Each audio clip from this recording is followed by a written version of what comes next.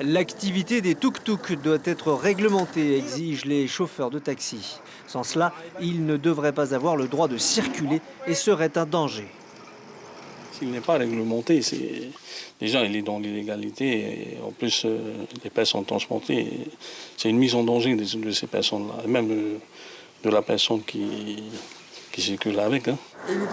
La réponse du berger à la bergère s'effectue par présentation d'autorisation. On a les autorisations de la ville de Papeete qui dit qu'on peut circuler dans tous ces endroits. On a le chef du tourisme qui nous a tamponné et qui nous a donné un avis favorable et qui même a dit que c'était un besoin pour la ville de Papeete de pouvoir offrir ce service.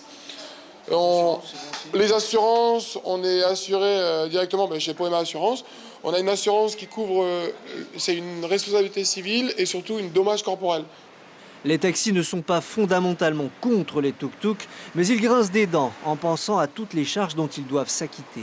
On est tenu à des responsabilités, visite technique, des charges au niveau de la CPS, au niveau des impôts, et tout ce qui va avec. Et les tuk-tuk, non?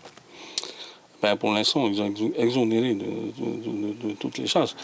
Pour les tuk-tuk, il faut aussi payer patente, assurance et employés au nombre de 14. Mais plutôt que d'être en guerre, le gérant souhaite travailler en bonne intelligence avec les taxis pour transporter notamment les touristes.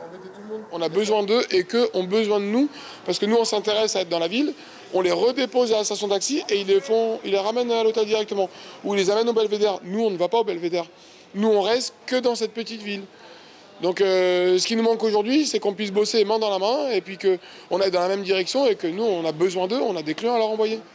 Partenariat ou non avec les taxis, Mehdi a prévu de doubler sa flotte en passant à 30 tuk-tuk pour l'an prochain.